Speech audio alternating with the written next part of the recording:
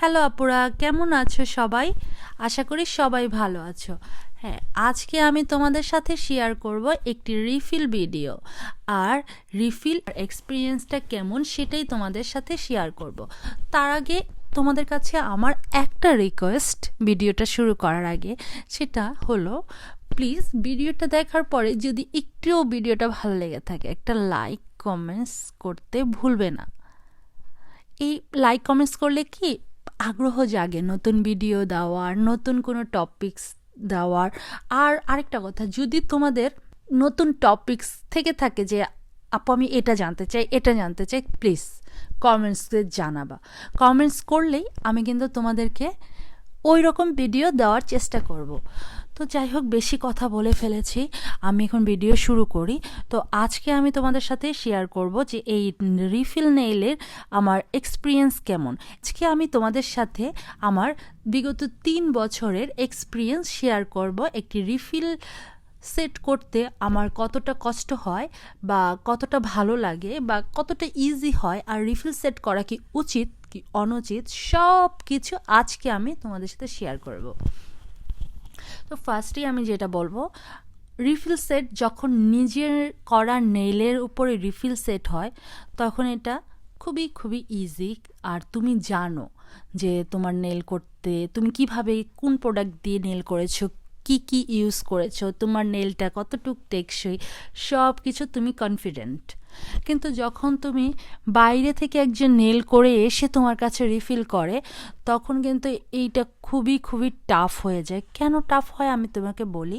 কারণ client properly জানে না তার হাতে কি দেওয়া আছে, অ্যাক্রিলিক দেওয়া আছে না পলিজেল দেওয়া আছে না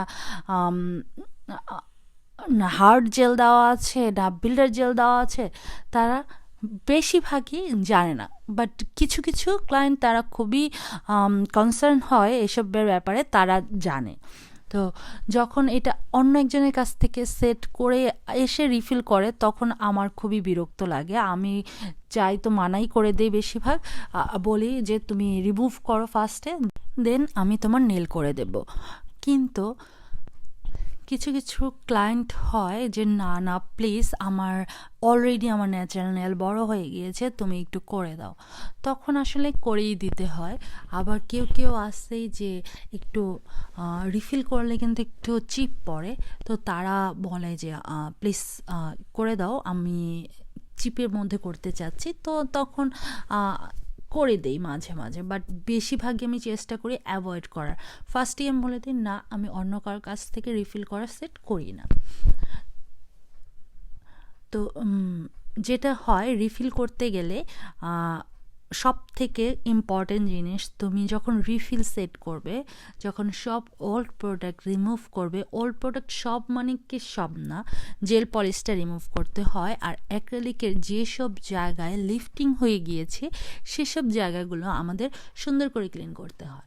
সুন্দর করে ওই লিফটিং জায়গাগুলো যদি তুমি একটু গ্যাপ থেকে যায়, লিফট রয়ে যায় আর সেখানে ময়েশ্চার লক করা থাকে, তাহলে ওই নেল কখনোই টিকবে না। ঠিক আছে, টিকেও যদি যায় ভেতরে ফাঙ্গাস পড়ে যাবে, ঠিক আছে, কালো কালো হয়ে যাবে, বিভিন্ন রকমের রোগ হবে। তো এটা আসলে অ্যাভয়েড করাই ভালো। যদি তুমি রিফিল ভালো মতো না করতে পারো তাহলে এই রিস্কটা নিবা না। আর যদি মনে করো যে না তুমি রিফিলে এইসব কেয়ারফুলি করতে পারবে, যেমন কিছু কিছু ক্লায়েন্ট আছে আমার, তাদের আমি রিফিল করে দেই না। তাদেরকে আমি বলি যে তোমার নেল আসলে রিফিলের জন্য না, তুমি 2-3 সপ্তাহ পরে তোমার নেল যখন উঠে যাবে তুমি এসে নিউ সেট করে দিবে।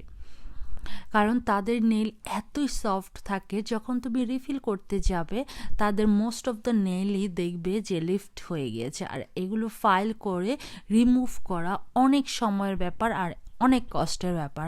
তো এইটা অ্যাভয়েড করাই ভালো। আর যদি ভালো হয় যে তোমার তেমন লিফটিং নাই, তাহলে কিন্তু ওই নেল অনেক দিন টিকে। যেমন আমার যদি তুমি নোটিস করো, অ্যাকচুয়ালি আমার বিজনেস পেজে যদি নোটিস করো, তোমরা কেউ কখনো যেয়ে থাকো, আমার বিজনেস পেজটা হলো বিউটি বাই আফরোজ, এটার মধ্যে যদি তোমরা ভিজিট করো তাহলে দেখবে যে অনেক রিফিল সেট আছে। কিছু কিছু রিফিল সেট আসে 4 উইকস পরে, আবার কিছু কিছু দেখবে যে 6 উইক পরে আসে। 6 উইক পরেও তাদের নেল খুবই ভালো থাকে। আমি জানি না কিভাবে ভালো থাকে, বাট এটা তাদেরও অবশ্যই তারা খুবই যত্ন করে রাখে, এই জন্য তাদের নেলগুলো ভালো থাকে। না হলে এত ভালো থাকার কোনো প্রশ্নই আসে না, কারণ একটা অ্যাক্রিলিক নেল 4 to 6 উইক পর্যন্তই থাকে। আচ্ছা, অবাক করার কথা 8 উইকসও থাকে এবং নো লিফটিং। এইটা দেখে আমি খুবই আশ্চর্য হই মাঝে মাঝে। আসলে ওরা খুবই যত্ন করে তাদের নেইলের, আর নেইল যদি একটু ভালো মতো বসানো হয় তাহলে তো অবশ্যই টিকে যায়। তো এই যে আমার যে অ্যাক্রিলিক সেটটা আমি করছি রিফিল, এই সেটটা করতে আমার টোটাল 2 ঘন্টা 20 মিনিট লেগেছিল, যেখানে আমার এক একটা রিফিল সেট করতে সময় লাগে 1 ঘন্টা 20 মিনিট, 1 ঘন্টা 10 মিনিট, 1 ঘন্টা 20 হলো হায়েস্ট। কিন্তু 1 ঘন্টা থেকে 1 ঘন্টা 20-এর মধ্যে আমার রিফিল সেট যতই প্রবলেম হোক শেষ হয়ে যায়।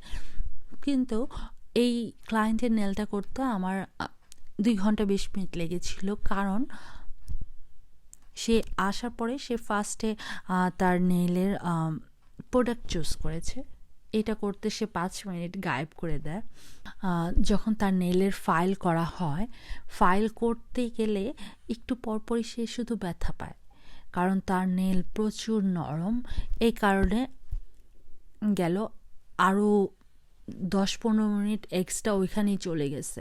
আর ফাইল তো আর একবার করলে হয় না, তোমরা যখন স্টেপ ওয়াইজ দেখবে, অলরেডি দেখেছো এবং বুঝেছো যে ফার্স্ট একবার ফাইল করার পরে মানে ওল্ড প্রোডাক্টগুলো সব রিমুভ করে এবং লিফটিংগুলি রিমুভ করে, দেন কিউটিক্যাল পুশব্যাক করেছি, কিউটিক্যাল রিমুভ করেছি, কিউটিক্যালের ড্রাই স্কিন রিমুভ করেছি, তারপর নেলটা আবার চেক করেছি যে কোথাও লিফটিং আছে কিনা, তারপরে ড্রিল বিট দিয়ে এগেন আমি চেক করে করে দেখেছি, তারপর ড্রিল বিট দিয়ে পুরো নেল ক্লিন করেছি, ফাইল করেছি এবং আবারও চেক করেছি যে কোনো জায়গায় লিফটিং আছে কিনা। লিফটিং থাকলে তো ফাইল করলাম, আর না হলে ফাইল করি না। তারপরে একবারেই ক্লিন করে দেন চলে যায় ট্রাইবন আর ডিহাইড্রেটর ইউজ করতে।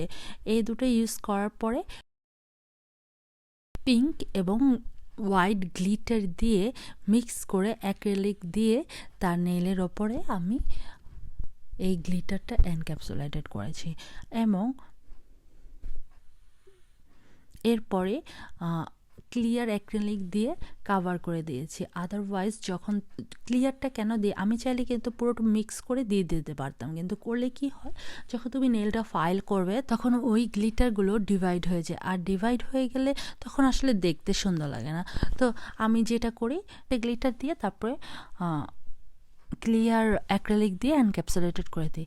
এরপর ফাইল করে বেস কোট অ্যাপ্লাই করেছি। বেস কোট অ্যাপ্লাই করে প্রত্যেকটা নেলে পার্ল পাউডার ইউজ করেছি এবং শেষে ফয়েল পেপার দিয়ে পুরো নেলের চারদিকে ঘুরিয়ে ডিজাইন করে দিয়েছি। তো এইটাই ছিল আমার এই রিফিল সেটের গল্প। এই জন্য এই রিফিল সেটটা 2 ঘন্টা 20 মিনিট লেগেছে আমার করতে। তোমাদের রিফিল সেটের কেমন অভিজ্ঞতা আমাকে জানাবে। এই নেলটা করতে আমার 2 ঘন্টা 20 মিনিট লাগলেও আমি কিন্তু নেলটা করতে খুবই এনজয় করেছি। তোমাদের কাছে এই নেলের ডিজাইনটা কেমন লেগেছে জানাবে কমেন্টসে। আল্লাহ হাফেজ সবাইকে, বাই।